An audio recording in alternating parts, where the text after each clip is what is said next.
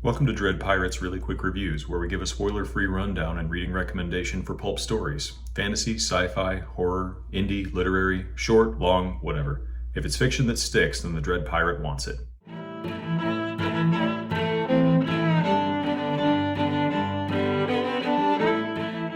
Tonight's story on the Twilight Zone comes to you courtesy of Mr. Charles Beaumont.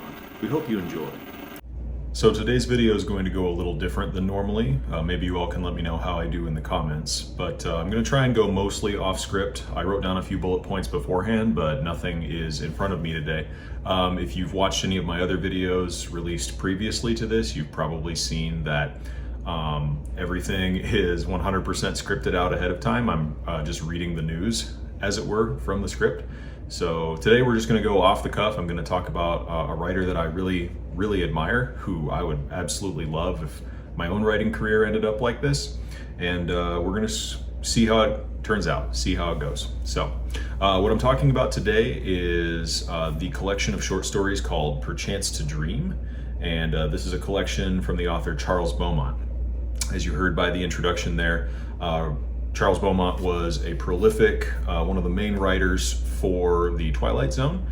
He's got some of the best, most highly rated Twilight Zone episodes, some of which are actually collected in this work of short stories. They were originally short stories, and then they were adapted to the screen, often by him or by Rod Serling. So I'm going to go over some of my favorites, maybe one as well that you might want to avoid, and I'll give my recommendation there at the end. So what I want to do though is I want to start off, this collection with the book as a whole is nice. I would say I'm pretty well impressed with it. It's got nice cover art, a myriad of different monsters and locales from these different short stories grace the cover. I'll put a still image up there in case you can't see off the reflection. But the copy itself is fine, good size. The only thing I'm not terribly impressed with, this is a Penguin Classics, just so the typical like thrift mass market paperback collector. The pages, which you can't really tell from the video, but the pages are just super thin. Yeah, you can kind of see it right there. And if you're reading, you can definitely see the text on the page that's next as you're reading. So that was the only thing where I was like, it just feels kind of cheap. It doesn't feel like the greatest quality. But as far as what's included in here, I think it's a great array of Charles Beaumont's short stories. Everything in here I've enjoyed, with the very rare exceptions, which I'll talk about at the end. But it's a good collection, and it's also forwarded by Ray Bradbury, who was a good friend and encourager of Charles Beaumont, somebody Charles Beaumont admired and also wrote in a group with. So you've got, the author of Fahrenheit 451 and The October Country encouraging this young writer, which Charles Beaumont was kind of a spark plug, a fire starter in the writing community, which Ray Bradbury goes into some detail here. I'm going to read a quote of his here in a second, but he tragically dies at the age of 30. Life cut so short, and while that's obviously very sad, it's also incredibly impressive that everything in here that Charles wrote was while he was in his 20s. I'm in my 30s and feel like the things that I wrote in my 20s, I'd taken leaps and bounds ahead in my writing style. And so I feel like we're getting the glimpse of the genesis of somebody's career, not them maybe at the height of their powers even. And so to have this many short stories that are this memorable, that were thought by the writing community to be so good, is really impressive. You have to think that this is somebody who, was writing from a very young age and wrote prolifically right up until his untimely death. The quote by Ray Bradbury from the foreword, I think, really kind of encapsulates what Charles Beaumont's all about. So I'm going to go ahead and read that here. He says, this is Ray Bradbury writing, "Idea is everything. So say most modern science fiction and fantasy writers who stand as true avant-garde forces at the center of writing today. So says Beaumont. Ricochet one of his ideas around a classroom and crack a dozen variations within minutes. If you want children to read," Beaumont cries, "for God's sake, bomb them with revelations. Give them a chance to join the author's game, feel smart, guess themselves into creation. The stories gathered here prove my point." So Bradbury's talking about Charles Beaumont's sheer creativity, which is the main thing that he lauds in the opening essay. While I'm not a huge fan of this book's quality, I would say it's worth picking it up just for the Bradbury introduction. I go through the table of contents in short story collections that I own, and I star the stuff that really stands out to me, the stuff that I thought is particularly good. And I have the introduction right here starred because it's just awesome. I mean, Bradbury's a great writer anyway, but you can tell he's writing from a very personal place in this opening essay. And it just talks about his creativity. The quote about having Charles Beaumont read in schools and giving kids a chance to spark their own creativity with Charles Beaumont's wildly imaginative stories is something that rings near and dear to my heart as a high school teacher. So I loved that. I love the idea of reading to foster a further love of reading and to foster your own creativity.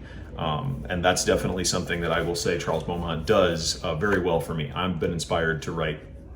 A lot of the short stories that have come out of my own mind recently have been at the behest, have been sparked by Charles Beaumont's writing, whether that's from watching Twilight Zone episodes, which I'm working through the original series episode by episode by myself, or just reading his short stories.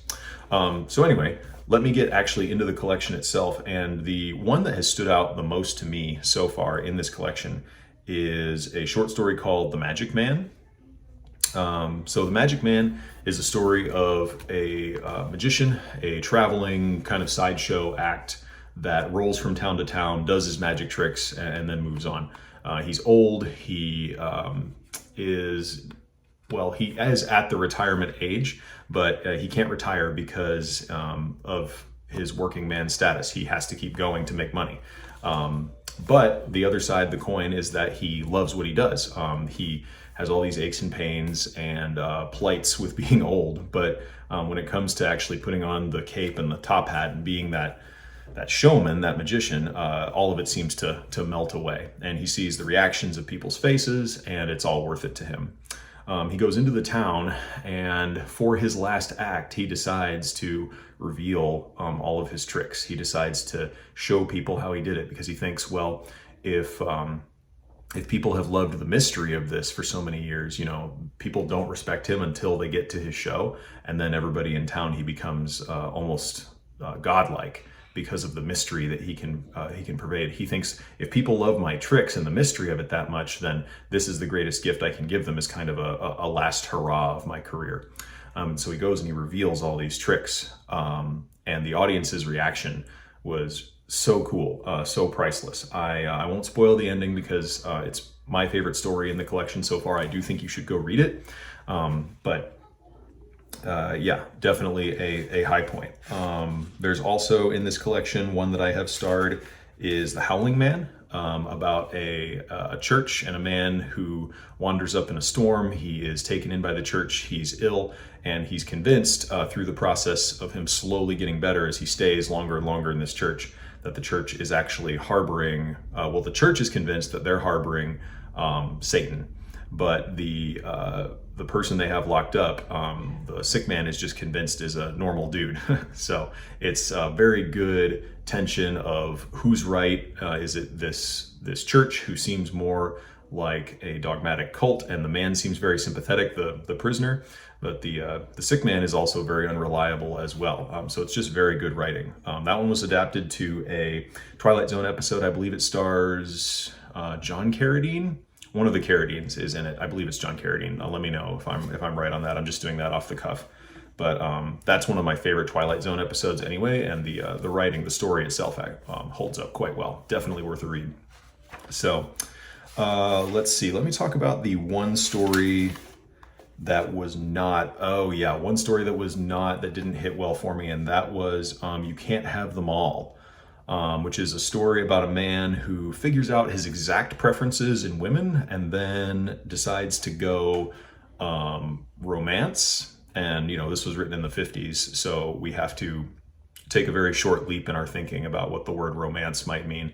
But he is determined to romance every single one of what he devises in a computer program to be his type of woman. And the attitude of it, the twist ending I saw coming, it's all just very outdated and not really to any point. I don't mind reading stuff most of the time that, you know, is of another time and has outdated sensibilities or things that aren't upheld in modern culture as much. But with this, it just didn't have any sort of point to it. I didn't find myself rooting for this guy at all, and I didn't find myself rooting for his adversaries either. It just felt like kind of a story I left and I was like, yep, that was words on a page, but I don't really see the value in this one. But yeah, that's really the only one that I haven't enjoyed reading in the collection so far. Free Dirt is a fantastic short story. I highly recommend that. I imagine most of these you can probably just Google and find online. They're not public domain per se, but so many universities, maybe I'm outing a little secret here that I hope doesn't take away from this source of short stories, but so many universities that have English programs where they have you read a certain short story are not very good about making sure that that's only available to their students. So most of these I have a feeling you could find online with just a little bit of digging. And of course there's always Internet Archive if you prefer more copyright legal channels, things like that. So anyway, yeah, Perchance to Dream by Charles Beaumont, excellent collection. I'm having a lot of fun reading it. It's one where I can just pick it up, have a bite or two of a short story, and had a great time so far, and excited to just keep going and finish it up. So anyway, this will conclude my ramblings and review of Charles Beaumont and Perchance to Dream. Let me know what you think of this format of me just speaking off the cuff about what I liked and what I didn't, and I will see you guys all in the next review. And until next time, keep reading.